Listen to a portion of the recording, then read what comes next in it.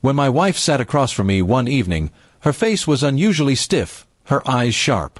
She inhaled deeply, then said the words, "I want a divorce." I stared at her silently.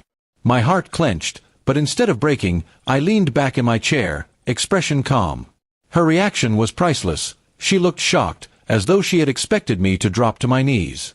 What she didn't know was that I had already suspected something. Her whispers with her best friend, her late-night phone calls, her smug smiles, everything hinted that something more was going on.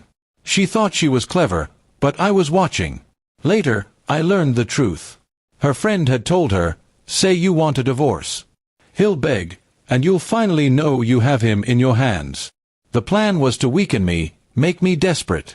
They wanted to see me humiliated. But they underestimated me. For days, I carried on with my normal routine. I cooked, I worked, I laughed, I even slept peacefully. My wife's patience began to break. Her eyes searched me for any sign of weakness, but I gave her none. She didn't know that, quietly, I was preparing my own game. While she waited for me to crawl back, I went through our accounts. I discovered she had been spending money recklessly, even moving some into a secret account. I didn't confront her immediately. Instead, I documented everything, carefully collecting proof. Revenge works best when silent. Her friend kept visiting, smirking, encouraging her. I overheard them laughing once, saying, "Any day now, he'll beg. Just hold your ground."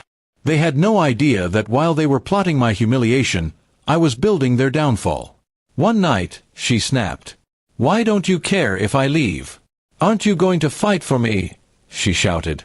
I looked at her calmly and said, "If you want to go, go. But remember, choices always come with consequences." My tone shook her, but she didn't know how deep those words cut. The next week, I moved money from our joint account into a private one under my name. I contacted a lawyer, handed him all the proof of her secret spending, and started divorce proceedings on my own terms. By the time she realized, her cards were blocked, her accounts frozen, and her secret savings tied into the case. She panicked, running to her friend, begging for advice. But her friend could offer nothing but empty words. My wife had underestimated the man she thought she could control.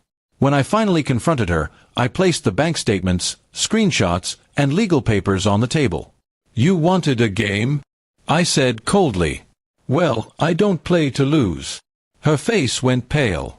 She begged me to forgive her, claimed it was just her friend's idea, that she didn't mean it. But her tears meant nothing now. In court, she lost almost everything. The house, the accounts, even the car, all awarded to me because of her reckless transfers and betrayal. Her friend vanished from her life the moment the storm hit, leaving her alone to face the mess they had created together. She once imagined me crawling at her feet. Instead, she found herself standing outside with nothing but a suitcase, staring at the man she thought would beg. I didn't shout. I didn't curse. I simply closed the door behind her and let silence finish the revenge. Her friend was wrong. I never begged. Instead, I made sure the two of them learned the most painful truth. When you try to play with a loyal man's love, he can turn into the coldest enemy you'll ever face.